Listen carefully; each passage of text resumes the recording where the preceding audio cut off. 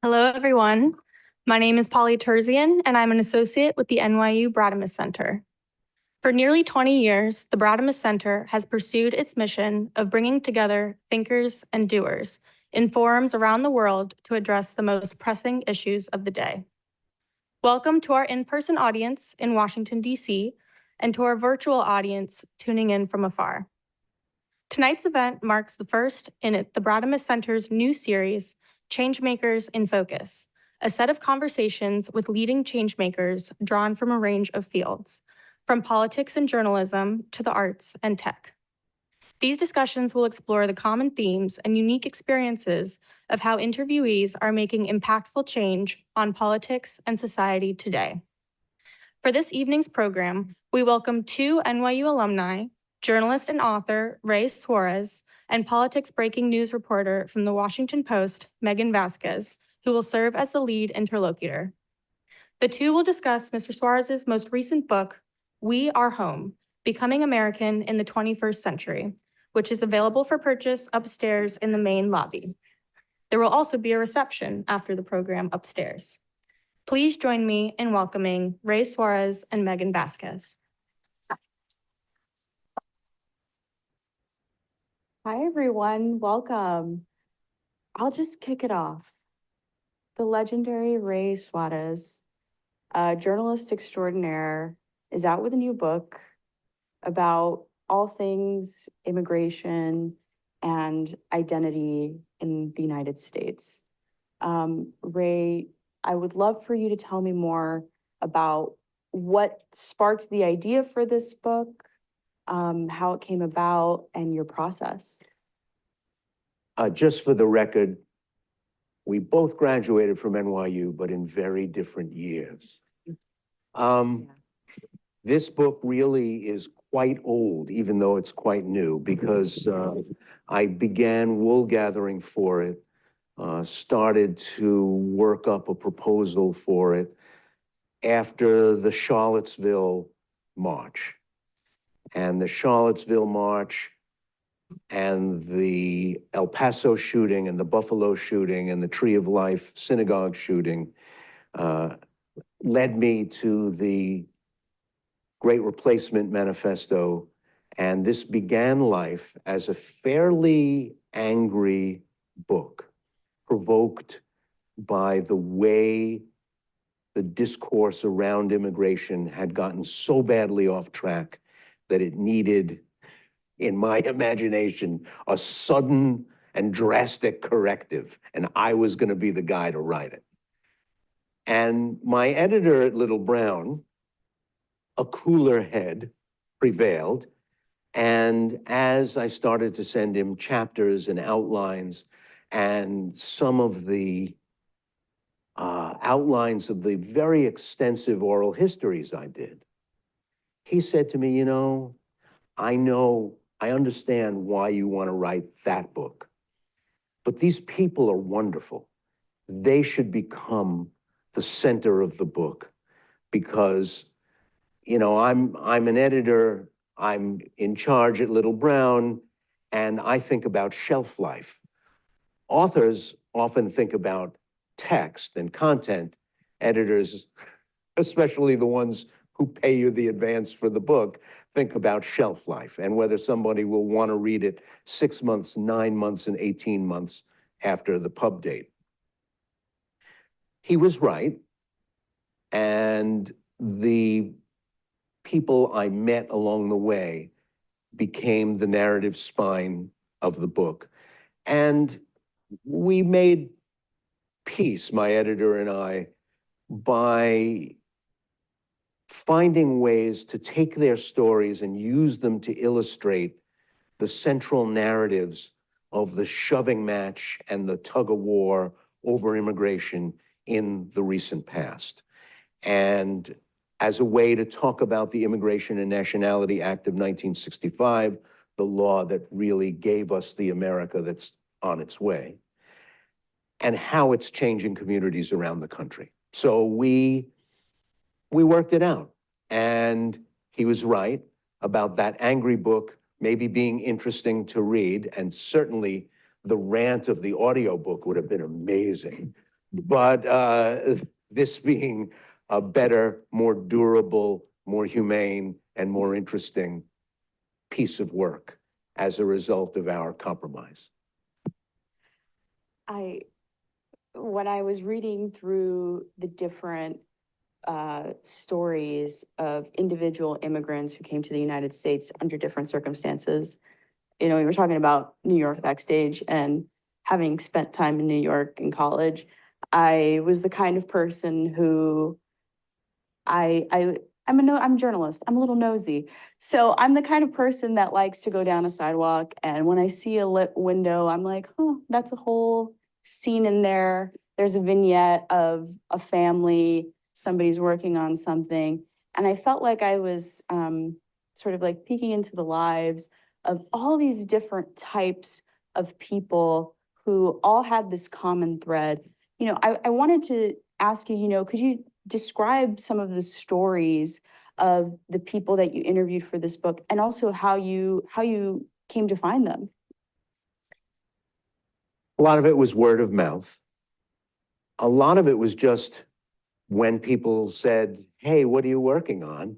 I'd say, well, I'm looking for people who've moved here from somewhere else in the world. And they'd say, I know somebody. And that somebody wasn't necessarily the somebody you ended up talking to. That person would know somebody. And you'd start a dialogue on the phone, you'd start an email exchange, and sort of feel them out. Because I wanted to sit with people for an hour, sometimes longer. And not everybody wanted to be that self-revelatory. Not everybody wanted to tell the details of their interior life and how they surrendered to Americanness over time. Not everybody wanted to be that reflective.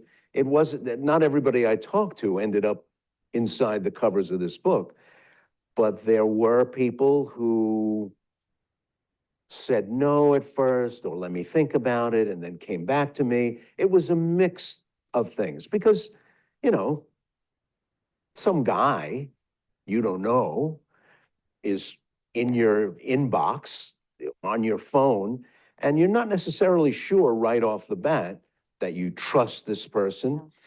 Sometimes if you've had a go-between vouch for you, it helps smooth the introductions some. I got your name from, and put in the name and say, you know, they told me you had an interesting story.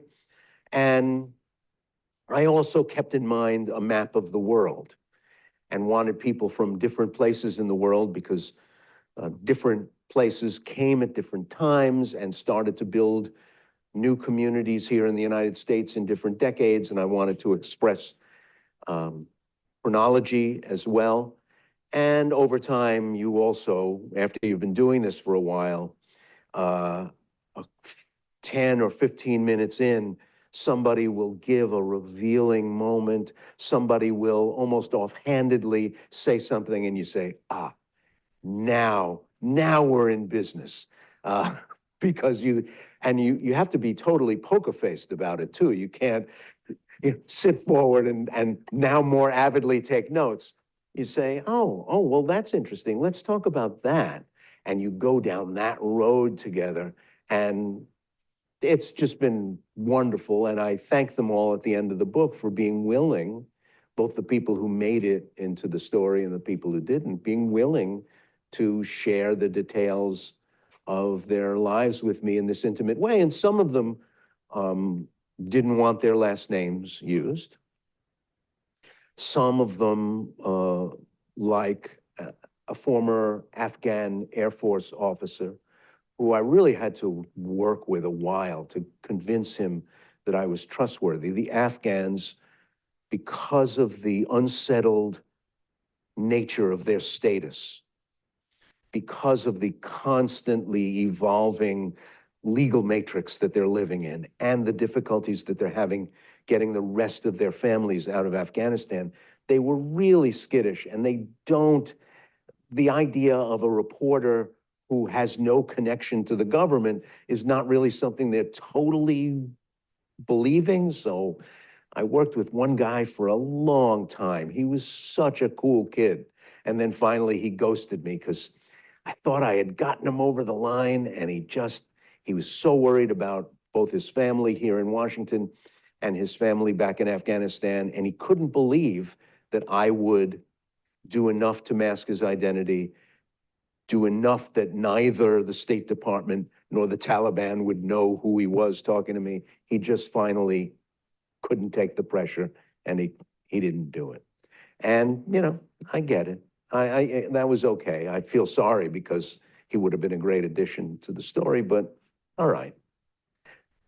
When we leave off with the story of the Afghan who makes his way to the United States, am I mistaken in saying his son, who's paralyzed, was able to make it as well? Just recently, yeah.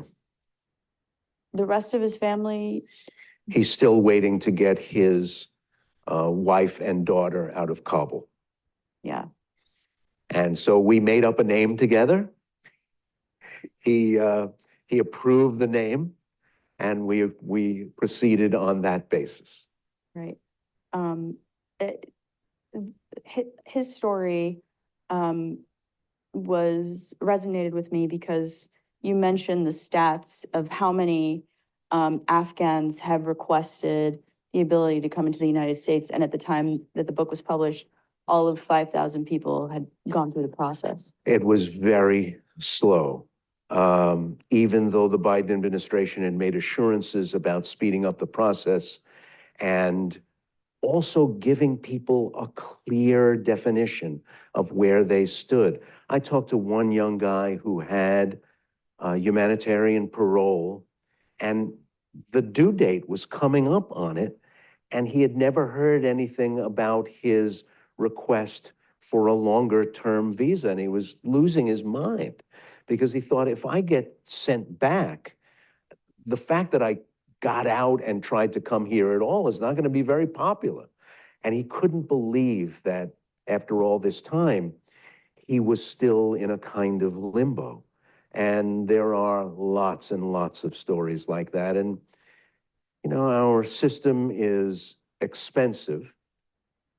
So a lot of Afghans have to rely on, as one immigration lawyer put it to me, not pro bono, but low bono, where you're getting a little money, but it's not really what you would usually charge for a case of their complexity and the amount of time that they consume.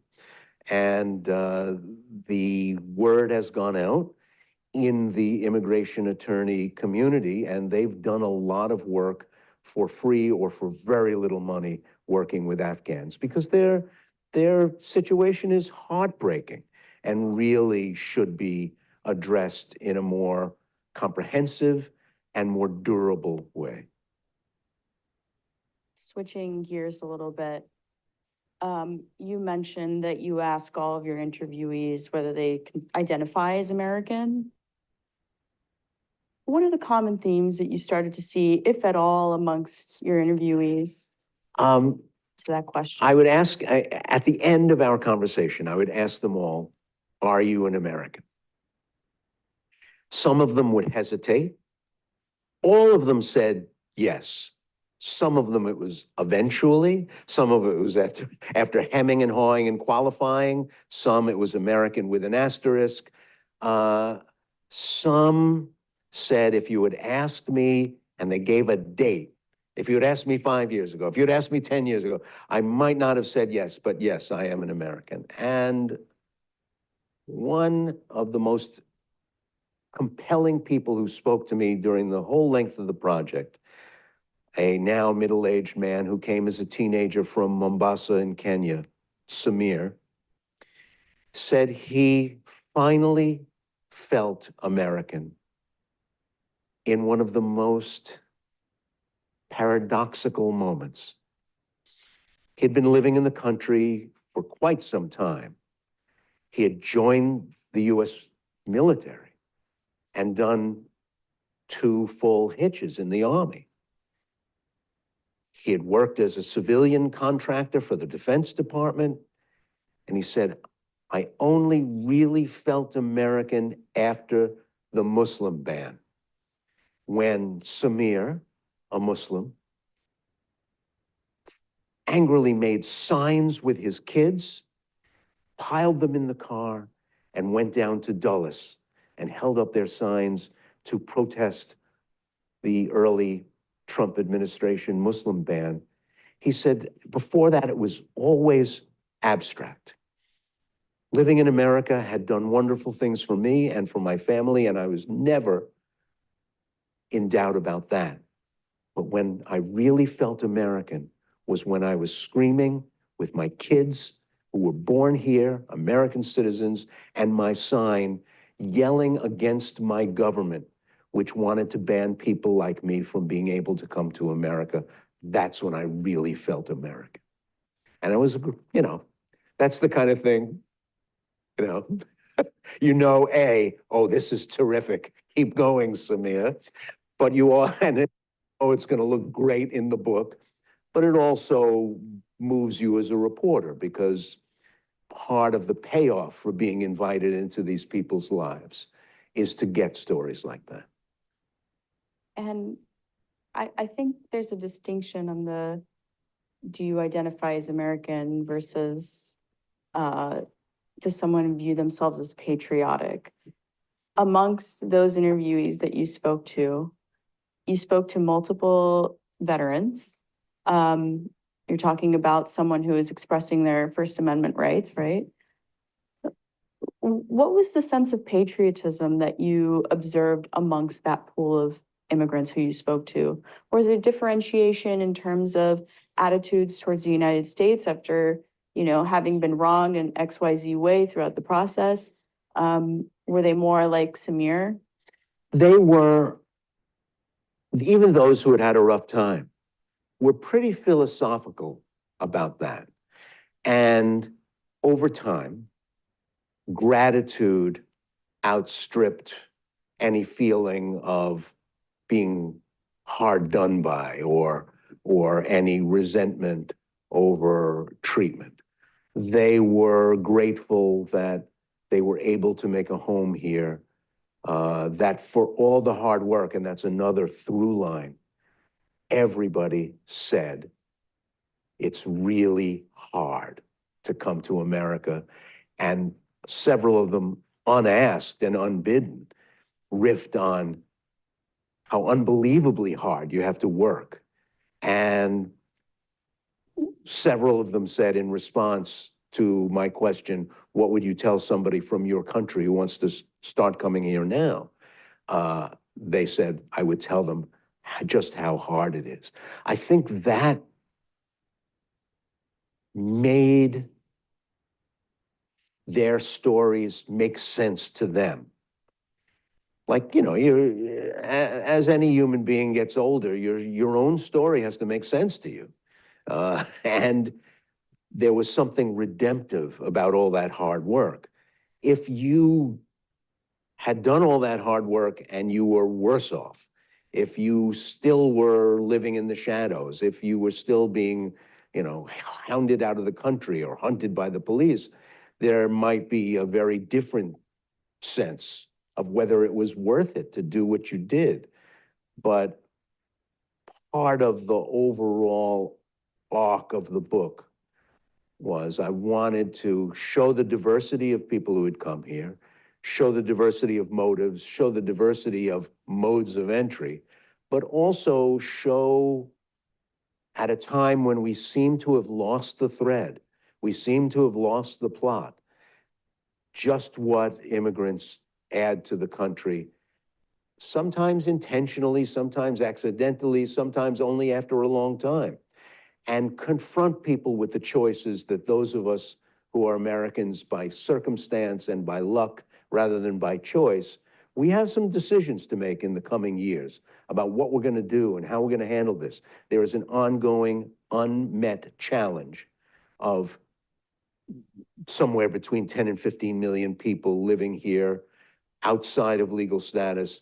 Their story has to have some kind of ending. We can't just say, you know, we're just not going to deal with that and let it go. We have to deal with it.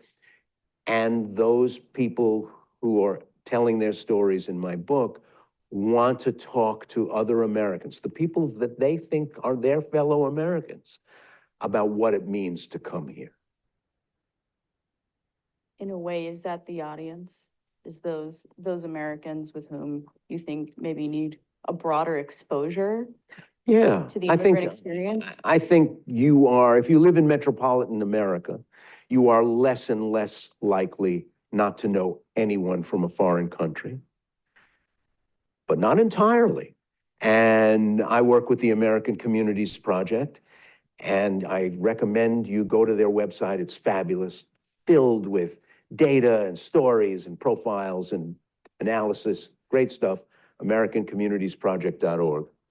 And our new set of data shows that still a surprisingly large number of Americans don't think they know. Now, they may, in fact, know people from other places, but they don't think they know anybody who was born in another country. And a shockingly large number aren't necessarily aware that they know somebody of a different religion at a time when America is becoming astonishingly religiously diverse. So they may just not have been able to recall them off the top of their head, but boy, workplaces in big city America are home to those 44 million people, and the stories of their kids and the pictures in their cubicle of the milestone events of their kids' lives. And yeah, it's, for someone who grew up like me, it's hard to imagine a world where you don't know people who were born in another country, but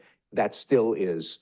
You know, I just came from the Ozarks. I was in the Ozarks earlier this week, and there are people who know few or no immigrants there. You mentioned religion. So this book takes us to a Hindu temple in Irvine, Texas. Frisco, Texas, sorry. DFW, I get it all mixed up. Takes us to an Episcopal church that's sort of like on a rotation that's full all day, except for its one English service in Los Angeles. Outside Los Angeles, St. Emilius Church, the largest Catholic church in the Archdiocese, and 10 Sunday masses, one in English. And I went to one of the Spanish ones and one of the English ones. The only reason there were people in the English one is because it's easier to get a seat. Everybody there spoke Spanish too. 25,000 families on the rolls. The Episcopal Church is in Dearborn, Michigan. The cornerstone was laid by Mrs. Henry Ford, and it is home to an Arabic-speaking Anglican congregation with a refugee priest from Lebanon. And just an amazing new thing that's on our shores now. America in 1960 was Gallup estimated it was 93% Christian in 1960. It is not today. And part of that change is a young Muslim scholar in Harlem named Jibril from Senegal, who helps young West African immigrants become Hafiz, that is someone who's memorized all the verses of the Quran. Thanks in part to Lakshmi Tumala in Frisco, Texas, one of the board of trustees of this enormous Hindu temple in this Dallas suburb. It is, I wanted to make sure religion was part of the story, because in a lot of journalism that's done on immigration in the 21st century, it's very economics based. Yeah. And I wanted to give a broader portrait of the way America is changing as a result of the people who are coming here. So there's one important chapter on God and the American dream. And one of the other most significant things I think that is in the book is a chapter specifically on African immigrants. Because I think if we went out, fanned out onto the streets of the city and told people that 1 out of every 10 Black people in America is an immigrant, they might be a little surprised. And 1 out of every 5 is either an immigrant or the child of an immigrant. I think people would be surprised by that because before 1960, the most uniformly native-born population in the country was Black Americans. And so this is, in the space of 2 generations, an enormous change. So if you go to East Flatbush in Brooklyn for Carnival Days, you'll see a world that's been levitated off the streets of Port-au-Prince and Georgetown and dropped in Brooklyn. If you go to Harlem, there are mosques that are home to both Black Americans of long family residence in the country who are converts to Islam, but also now increasingly people from Mali and Ghana and Liberia and as Jibril is from Senegal. Just amazing. So in my conversations with friends, I'm the person that's always harping on the elimination of third spaces and all that. I wonder what folks who were involved with their houses of worship, what they told you about the sense of community within their enclaves, what that meant for them, or whether it was more individual in terms of their spiritual. When you come to this country by yourself, or even as part of a small family unit, it can be pretty chilly. The act of finding your feet here and figuring stuff out is really hard.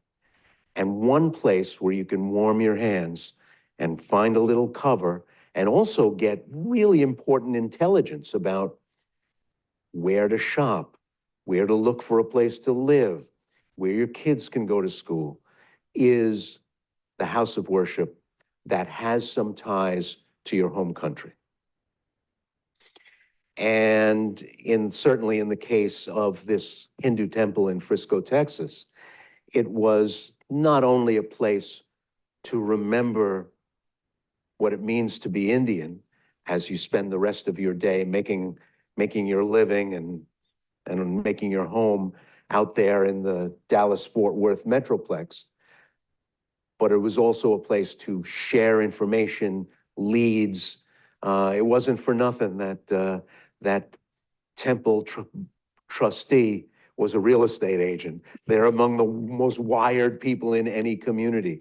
But one of the less talked about parts of that story is how once you do find your feet, once you no longer need to worship in your native language, once you are assimilated enough to go further afield, those places are now challenged. Most immigrant flows in American history, if you look at the trends mapped out as a graph, there'll be a run-up, a spike, and then a subsidence.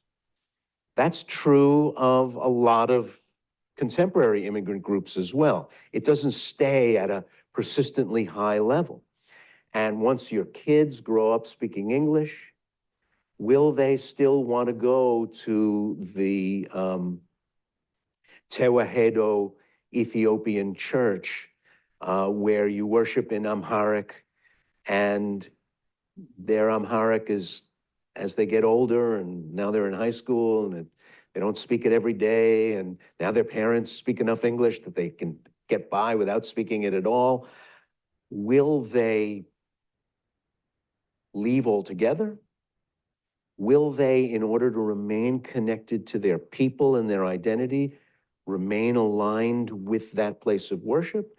How will that place of worship change when the huddle nature of those early years in the country, you're no longer feeling insecure and you can go out into the world? Will they become other kinds of Christians? In the case of the Ethiopian church, as the deacon I interviewed told me, will more of your congregants marry other Black Americans who would never be able to worship in Amharic and are parts of other Christian traditions? And is it just easier to start going to their church? This is an experience that the Catholic Church had 100 years ago. churches brought in nuns and brothers and priests from Poland and Italy and Ireland and southern Germany and created what archdioceses called national churches. So if you wanted to go to Mass in Croatian, if you wanted to go to Mass in Polish, you could. Well, once those churches don't need to do that anymore, there's a part of the north side of Chicago where there's 4 Catholic churches in like 6 blocks, because they were all built to speak to different immigrant communities. And now 3 of them are closed because the people have moved on, but they also don't need Croatian Mass anymore. So what, will it be different? Will today's immigrants follow that same trajectory? My deacon, Solomon, is starting to preach 1 sermon a month in English. He's starting to add a few English prayers to the Amharic prayers in the hopes of keeping the teenagers involved and engaged a little bit longer, so maybe they'll make a longer-term commitment. It's very much embedded in a very long story of the American immigrant experience, and we'll see whether this time it's different. It may be, maybe not, I don't know. One of the other interesting examples comes in the case of Bukharan Jews, who come from Bukhara on the Silk Road between Europe and East Asia, one of the oldest Jewish communities in the world, and they have left post-Soviet Uzbekistan en masse. There are almost no Bukharan Jews left in Bukhara. They're all in Tel Aviv and Queens. And obviously, those are 2 places where you can meet a lot of other Jews to marry, to hang out with, to be Jewish with. And the Bukharans are faced with the challenge in Queens, not of keeping their kids Jewish, they're not worried about that, but of keeping their kids Bukharan, which also is very intimately tied up with being Jewish. It was what an afternoon I spent with my guide to Bukharan life in Queens. It was really fascinating. What is it about Queens? Yeah. I mean, really, you spend so you're talking about this experience. There's Flushing, talk about Jackson Heights. What's happening in Queens? Why did you spend so much time there? And why is it such a hub for so many different kinds of immigrants right now?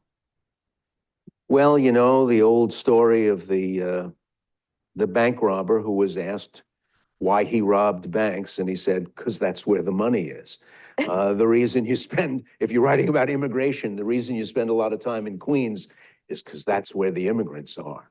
It is, along with Los Angeles County, one of the 2 most diverse counties in the country. And it is because it's built in a different way from Los Angeles. Everybody's living on top of each other, which makes it easy hunting. If you're a reporter, it is dense and striking and eye-opening and jaw-dropping. And it's, when you go to Elmhurst and you're under the L and there's a big storefront where they're ready to send money orders to every country in Latin America. And then right next door is a South Asian travel agency / sari store / romance, marriage broker place. And it's all run by the same woman who has multiple businesses inside that storefront. And you just think, all right, this is the coolest thing I've ever seen. You get back on the train, you go a few more stops, and you're in Flushing, which is one of the most densely populated Chinese neighborhoods in America, and of fairly recent derivation. Like a lot of cities in America, New York had a Chinatown. Its Chinese population was concentrated in Lower Manhattan. But in recent decades, it's become far too big to be confined inside that tiny space between the Civic Center and Canal Street. So it's burst its seams, and there's a big Chinatown in Sunset Park in Brooklyn, and now another one in Flushing, and another one in the Bronx. And the N train, one of my old trains coming into the city every day to work from Brooklyn, is now basically a Chinese transport system run by the MTA, as people are listening to podcasts in Chinese and reading Chinese newspapers and heading off to various jobs in Manhattan.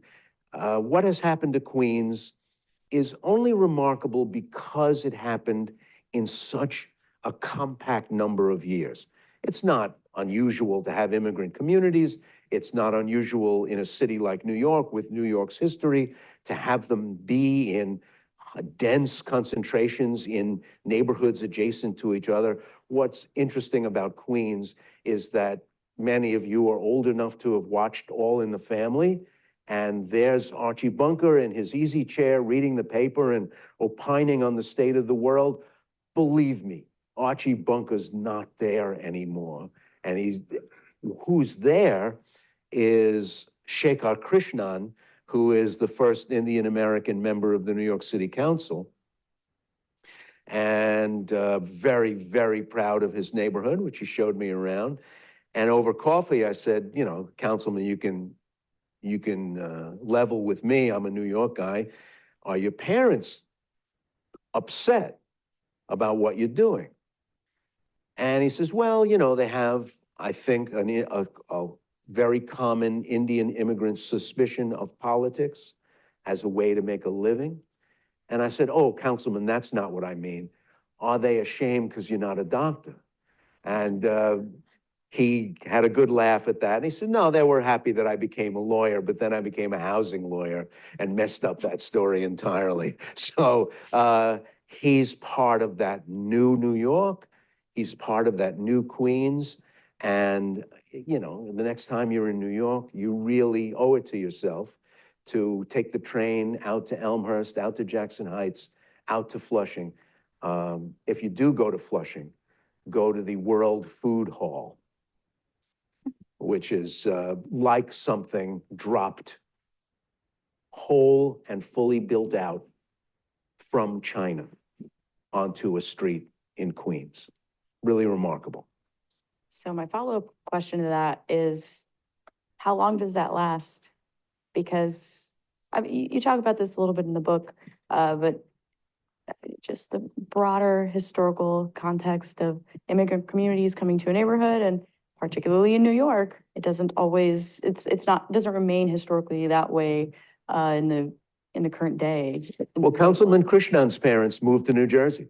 So they're definitely already part of the story. And he says, you know, look, we will try to make this neighborhood a place where people want to stay.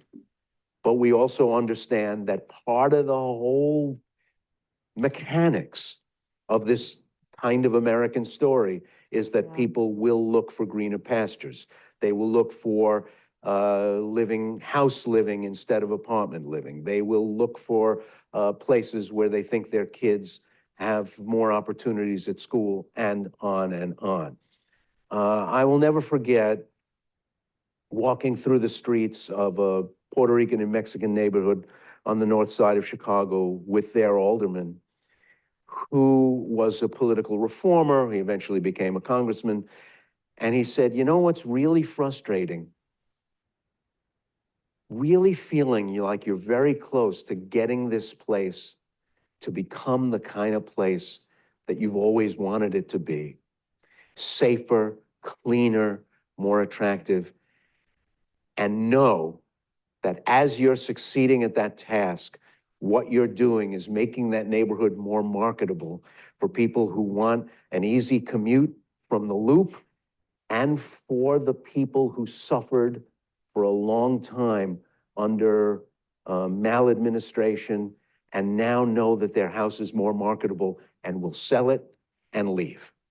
And that's part of the story, it's part of the deal. We don't expect ethnic ghettos to remain like flies in amber, beautiful and unchanging, and unchanged by everything that's going on in the outside world. People move on. Some, like Tony Soprano, remain very much who their families were. Others will assimilate into the great American out there. So you wrapped up on the draft of this book mid-2023, right? Given where we are now, where do you feel like there's an opportunity for an addition, an addendum, given the context of, particularly because I cover politics, where we are in this election cycle? There's a couple of things that are frustrating about having to lock a manuscript, even now with the modern technology, with the ability to turn a book around really quickly. Publishers want a manuscript locked really well in advance. So I had to finish and stop writing and stop editing and stop making corrections 17 months ago. It's crazy. But what's left out? The Biden administration's response to the heavy new arrivals at the border, which have been forced down in number a great deal just in the last 120 days. The craziness around Haitians in Springfield, Ohio, and the accompanying craziness of the national conversation that has swirled around these people. In the final chapters, I think in the last chapter, I talk about temporary protected status, but of course there's so much more to say now that people actually know what it is, and there's going to be a debate on it, whether it really lives up to its name of being temporary. If you can live here on TPS for 10 years or 15 years, how do we decide whether your homeland is no longer the chaotic and tumultuous place that we allowed you to leave in the first place?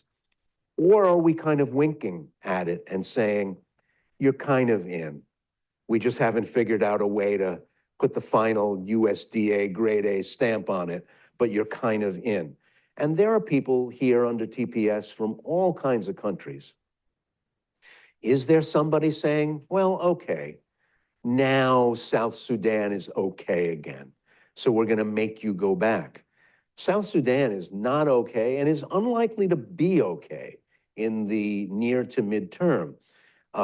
Syria, a lot of people came from, before the Trump administration, came from Syria and are living here under TPS. That's a clear-cut case. But there are places like Honduras which are not as messed up as they were when we allowed a large number of Hondurans to come in, apply for and receive TPS. Do we have to have a national conversation about that? Do we have to talk to our legislators about it? Not just people who do what Maegan and I do for a living, but regular voters. Should you weigh in with, I don't have a member of Congress, but probably some of you do. Should you make your thoughts known to them? I don't know. This is all soft clay. It's all unfinished business. And it really, well, rarely has there been a presidential election where the difference between what the two candidates are going to do around these questions has been so starkly different. That is really,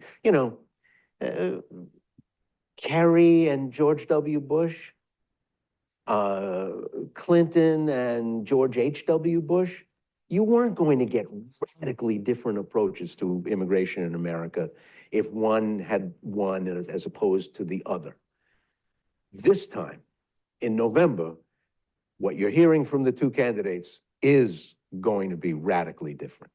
And mass deportation if you keep talking about it and you even distribute signs at your rallies that say mass deportation and people cheer and hold them up when you talk about it, you're kind of on the hook for mass deportation if you become president in January. And what that really looks like in real life with vans and armed people dragging people out of their homes, kids standing on front lawns and curbs and screaming and crying, and people disappearing, and stores not opening tomorrow because there's no staff to open them, and workers who work at your side who don't show up for shift because they're either fleeing being deported or they have been taken away. America's not ready for that. America's not ready for what that looks like on the 11 o'clock news. And even the people who are cheering and holding up the signs at the rallies aren't ready for what it looks like in real life. It sounds great. They may like it in the abstract. Mass deportation is not only going to look to us like America is a changed country, it's going to look like America's changed country to the rest of the world. The people who hate us and the people who admire us. To that notion, you write in the book about some recent American president deliberately othering fellow Americans, getting to the point where it was members of Congress, right, who were American citizens. That has escalated to the point where we're now talking about Kamala Harris, right? We're talking about whether someone is actually the ethnicity or race that they say they are. Have we crossed some sort? I mean, I feel like we had already crossed the Rubicon or the threshold.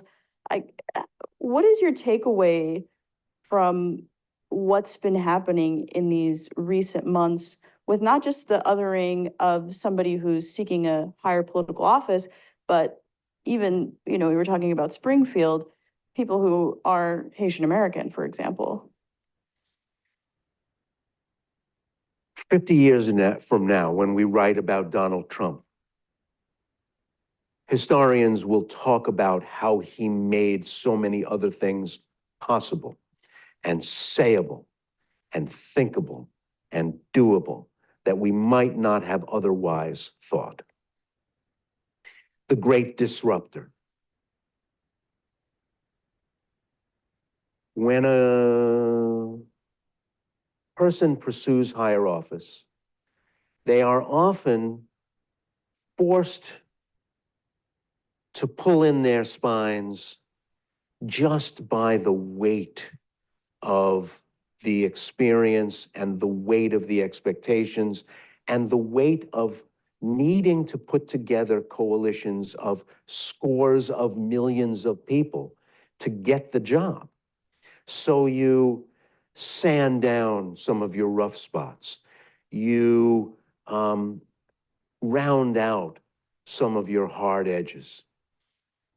But when he was thought of as a plausible nominee, even after spending not weeks or months, but years questioning Barack Obama's citizenship, it was a marker, an indicator that we had moved into new territory, which made other things possible at the same time.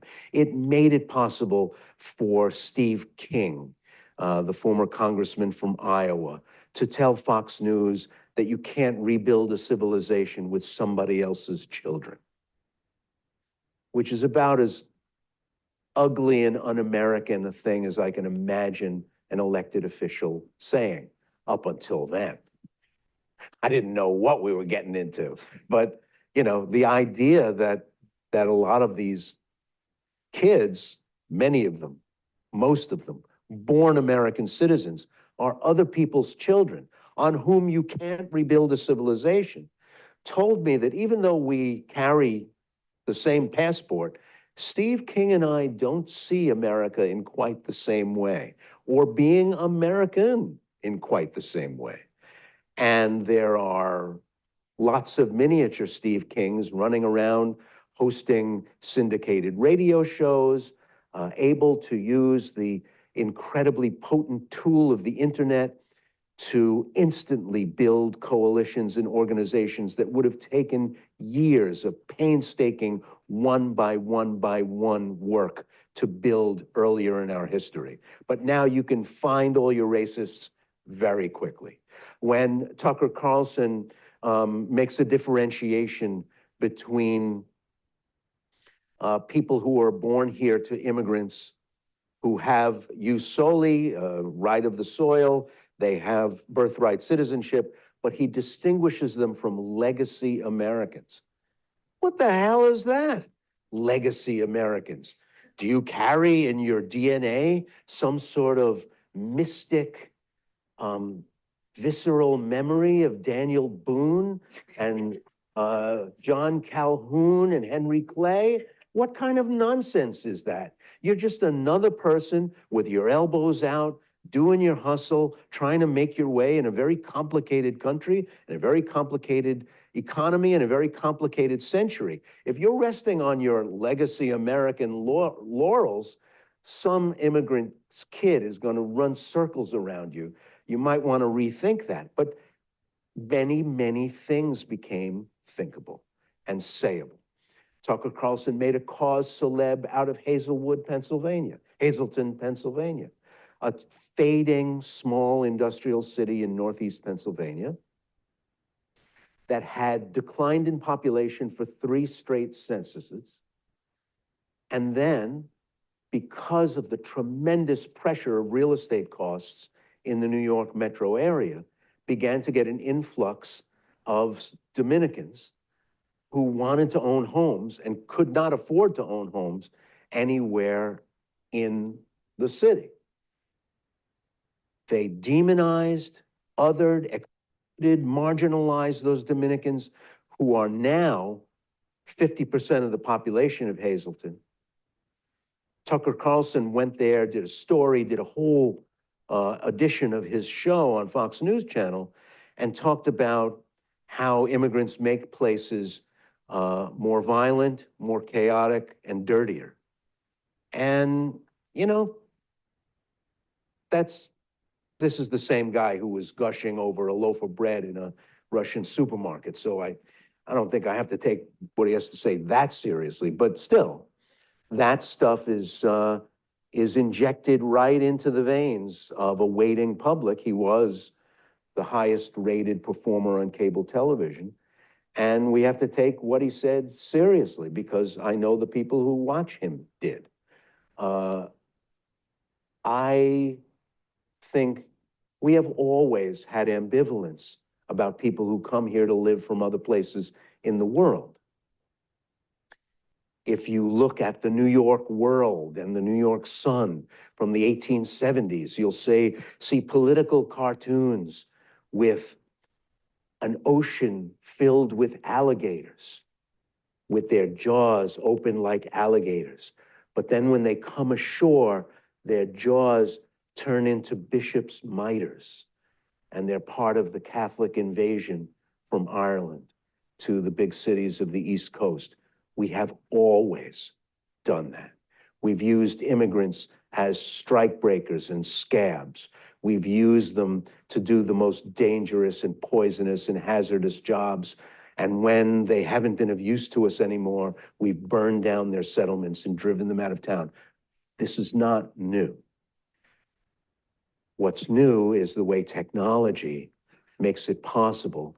And what's different is that even though we've learned our lesson over and over and over again, and some of the people who can complain the loudest about today's immigrants have names like Kozlowski and Reardon and Scanapico, and they will say to you with a straight face how terrible it is that so many people are coming here, while proudly putting Nonna's picture on the mantle, this lovely sepia-toned photograph, with no sense of conflict or irony. And when you ask them why, they'll tell you the reason why is that their forebears followed the rules.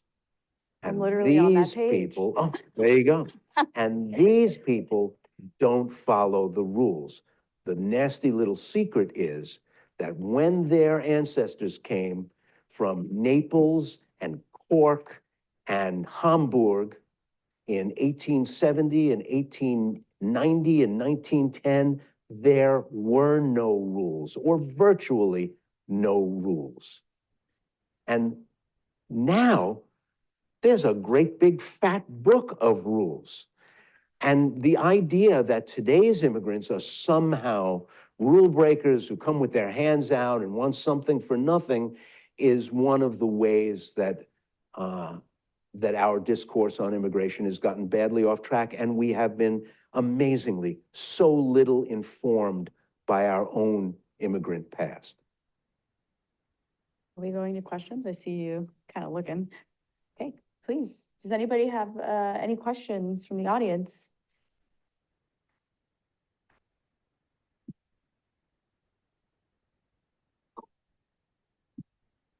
This is so people online can hear your question. Yeah, Hi, there's people. I was a political immigrant, but I've lived around here for a long time. And one reason I discovered I became American is when I went back to where I originally came from and traveling around the world. All of a sudden I said, America is imperfect. We have to work on it. But I really feel American. I have to go home after years spending abroad. Now, the question is, I think from observing all of these years, racism is universal. When America welcomed immigrants and all that was a different time and age, especially when I came too. They didn't look down on me. I think it has been exacerbated. It has been, like you described, aggravated due to the fact, two things. Dysfunctional capitalism caused by greed, corruption, and everything. The lack of morality and ethics, the values and the norms of Americans seem to be downgraded. Two, demography. Populations are now more colorful. There was no issue in California. There are a lot of issue in the East. The reason why they can't look at me different, because I am just a highly educated, I command the language of Europe, so you can't look down on me. If I were just sing-song, typical Asian that you see, or speak like Chinese-speaking English American, I would have a different treatment. So I think there are two things here I observe over the years. The dysfunctional capitalism, the corruption and the decline of these heydays. And second is demography, because the population is now more colorful. It's no longer Caucasian, which is the majority that came over and made history of America. You're going to love the last 3 chapters of the book.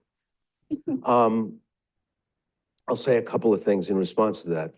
If you look at the top 10 birth countries of foreign-born Americans in 1850, not one of them sent non-white immigrants to the United States. And for decades, it was actually impossible for a non-white person to naturalize. If you look at the top 10 sending countries of foreign-born Americans in the 2020 census, 9 out of 10 are sending non-white immigrants to the United States. A very, very important change, and I think driving some of the ways we are looking at this immigrant flow differently from earlier ones in our history. The restrictions on Asian immigration should be both a shame and a warning to Americans. The Chinese Exclusion Act, which went into law in 1882, still stands as the only nationally passed piece of legislation, rather than immigration action by executive order. The only nationally passed piece of legislation meant to constrain the rights of people from one particular specific country. And it stayed on the books for 60 years. It was refined and expanded in 1917 with the Asiatic Barred Zone Exclusion Act of 1917, which of course you all know about. And basically it expanded the map of places that you simply could not come from and become an American citizen. And these laws were upheld by the Supreme Court repeatedly in the 1920s.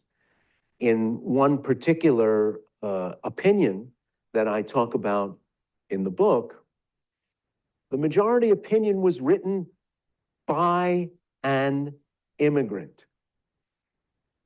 affirming the Supreme Court's decision that Bhagat Singh Thind could not become an American citizen because he was from India. And even though he had served in the United States Army during World War I and was by statute guaranteed access to naturalization, therefore, he was not allowed to become a citizen until 1935. It is a story of the sort of crazy quilt of racially conscious American lawmaking, but it's also, I think, a very uplifting story about Thind himself. Because instead of saying, all right, you guys don't want me, forget it, he kept renewing his petition to become an American citizen until finally it was accepted. And he lived in America till he died, a very old man in the mid-60s, a beloved teacher of religious studies. Cool story, one that's very little known, and one that I commend to you. But, the change in the racial makeup of immigrants to the United States is a very significant part of how we're looking at them in 2024. The quota system that lasted until 1965 was really refined, restricted, and we closed the door much of the way in 1924, where we made it much harder to come to this country. And in one of the last chapters of the book, I talk about the beautiful ballad, The House I Live In, sung by Frank Sinatra in an Oscar-winning short subject. And note that while Frank Sinatra preaches the ideals of American diversity and pluralism to this group of young kids in the waning days of the Second World War, his own parents wouldn't have been allowed to immigrate here if they had come a few years later. It's one of the beautiful ironies of that story. So Frank talking about how people from all different ethnicities and all different parts of the world came together to win the Second World War for the United States. And his own parents would have been barred had the Johnson-Reed Act passed just a few years earlier. You started the evening talking about how this book was going to be completely different, how I think you said you were very angry, and then you spoke to your editor who wisely got you to go in a different direction. So after this experience of doing all these interviews with various immigrants to America, what leaves you with hope? Their belief that this moment in time won't last. I think that's pretty great. And as pessimistic as I was when I began writing this book, their confidence in America, I think, rubbed off on me a little bit, which is a good thing. And also, sitting with the Supreme Court opinions, reading Wong Kim Ark versus the United States and the opinion from the 1890s that established birthright citizenship, reading the report of the Dillingham Commission of 1914, which analyzed America's racial makeup at that time when actually Serbians and Celts were considered two different races. we now generally think of them all as white people, but the Dellingham Commission had a very different idea. All of it, the weight of it all, and living with these stories and these texts and these legal opinions and the things people were telling me about the country, it all, when you did all the equations and finally got down to the bottom of the blackboard, it added up to a positive number. And I feel pretty good about that, actually. Thank you so much. My question is actually about the title, and then to shift to the gender component here, because a lot of the stories that came out in the conversation were mostly male leaders, to be honest. But the concept of home has always had a gendered analysis to it, and that is also part of the conversation that we're having around immigration and around race, because race and gender are always kind of connected in a way. So my question is, in the legacy of the Chinese Exclusion Act, the legacy of the legislation that barred certain immigrants, gender was always part of that conversation as well. How did that play out in the way that you kind of unpack the shift that you say that from the hope that you were talking about? So the gender In the component. book, I remind people that one of the great distortions that was created by the Chinese Exclusion Act is that, and its predecessor, the law from the 1870s that was specifically barred Chinese women from coming to the United States. One of the reasons why Chinatowns were compact and the borders didn't change very much from decade to decade in San Francisco, on the south side of Chicago, in Lower Manhattan, was because these communities were mostly men. And they had no natural rate of population increase to speak of, certainly compared with the communities around them, because there were very few women. In the period that the book most concerns itself with, those restrictions are all gone. And one of the reasons we see the explosion, both in Chinese population, period, as a raw number, but also the physical footprint of Chinese communities, is because there is no longer that gender distortion that was caused by legal restrictions earlier in our history.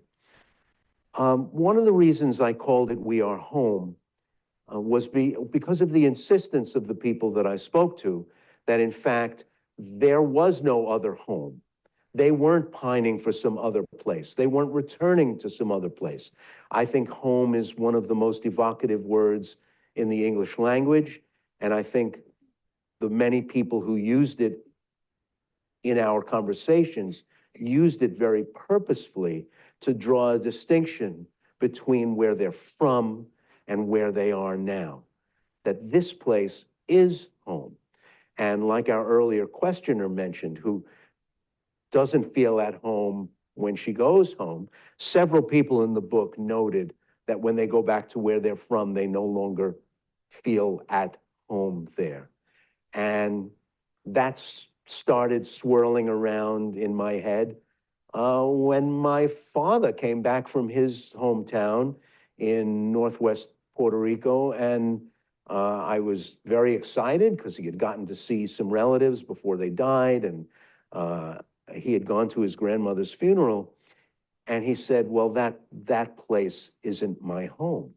And I was really a little disappointed to hear that, very struck by his insistence that that was the case. And he said he remembered places, he saw places that still had meaning for him, but that place was not home. So I've been thinking about that a long time.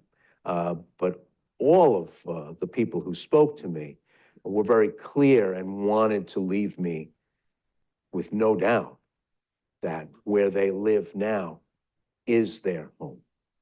Solomon Cabrier, when he said he was still an Ethiopian citizen until he was working in Lower Manhattan, and watched the Twin Towers come down. And it was like a shock all at once that this is my place. This is the place I'm going to spend the rest of my life. This is the place I belong. I'm never going back to Ethiopia. And he became a citizen and voted in a presidential election for the first time, very proudly, he says, for Barack Obama.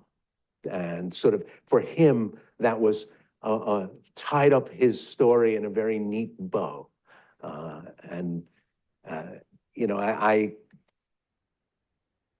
my editor added an oral history because he thought that was very important, and I didn't fight him on it since it was an oral history because he won the argument. But the rest of it, becoming American in the 21st century, was my idea as well. And I think it really, as titles go, it tells you what the book is about.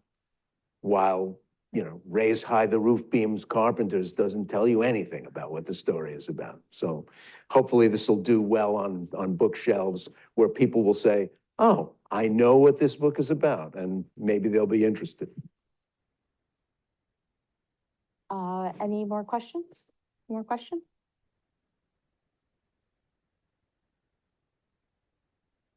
Record, I just bought it on Kindle. Oh, Kindle? See, I'm still sort of a fetishist about books. Kindle just leaves me cold, but I understand that people love it, and I'm not discouraging anybody from buying it on Kindle. Let's be clear. I'm wondering what possibilities you see for legislation in the future, and particularly discussions around path to citizenships. Well, I'll let Maegan answer that question too, because this is part of what she does for a living. I think it is a recipe for never getting anything done to insist on comprehensive immigration reform that includes everything and getting it in our imaginations all done in one enormous bill that both sets out the rules for now and the next era and settles the legal limbo of the DACA young people and answers the peculiar legal challenges of the 12 million or so people who have been living here long-term without documents. That will never happen. Maybe you didn't hear it here first, but I'm telling you, that will never happen. It's like a Congress deciding it's going to pick up the Capitol. It's just not going to happen. And they've got to do it in pieces because it's the only way in a very evenly divided political world that we can get something so big and so complicated done. But also, we have to do it separately because people living here long-term undocumented, the average undocumented person in the country has been living here more than 10 years. Their situation and the legal challenges that they confront us with are entirely different from the ones presented by somebody who shows up at the border and asks for admission and is ready to present you with their passport and other documents to prove to you who they are, and they just say, here I am. That person is an entirely different person from a person who owns a house and has kids in a local public school, may even be married to an American citizen. There are millions of people living in mixed status families. To think that we're going to pass one law that's going to hire more magistrates, more translators, more border guards, build more chambers and shelters, and process more people, and figure out the formulas for fining and regularizing the status of people who have been living here illegally long-term. That's a dream, and people, many of the people who speak in favor of it know it's an impossibility, and that's why they're holding it out as the model we should be working toward, because they know it can't ever happen. So I'm not of a majority opinion about that. A lot of people on both sides of the aisle yearn for comprehensive immigration reform. I don't think it's ever going to happen, not in the way that they're imagining. And we have to start recognizing those two populations, those two sets of needs, and those two groups of people as distinct, discrete, and in entirely different situations, which we're pretending they're part of the same thing and they'll be part of the same solution. They're just not. I'm not in the business of making predictions. However, See, I'm closer to retirement, so I can. yeah, exactly. No, time and time again, we've seen barriers for any sort of immigration reform, even most recently. I mean, we're barely keeping the government open. So, so I also count myself as a cynic, but I don't know. I think it'll be interesting to see the limitations that are challenged depending on who's in office come January, because we've seen that that's something that gets challenged time and time again. May I add, if she watched Deutsche Welle, Germany is trying to do the thing that Trump's talking about, deportation, and they realize it costs Money. way more than to try to educate, integrate those immigrants. Besides, Germany, like Japan, like the rest of the world, is suffering an aging population and shortage of labor. So all these immigrants were not highly educated. They were served to work in an industry and assembly line. So it costs much less to integrate them, educate them, and make them citizens or whatever it is, legalize them, than to try to kick them out. Just watch Deutsche Welle. It's documentary. Germany is suffering the same thing, talking about deportation. Well, Germany's been allergic to having children for a lot longer than we have. So their dislocations and the imbalance between the size of their age cohorts is even worse than ours. And the way And- we've seen Germany, Germany has never changed. But our speaker has mentioned the cost. You are talking about hundreds of billions of dollars just a short way down this road between hearings and shelters and camps and the actual act of creating a force that's going to fan out into a country the size of a continent and pick up 10 million people. It's not going to happen the way the former president is talking about, in part just because it's very expensive. All right. Well, I think that wraps it up. I want to say a big thank you to Ray for. Thank you. Thank you so much. Read Maegan in the Post. Thanks everybody for coming.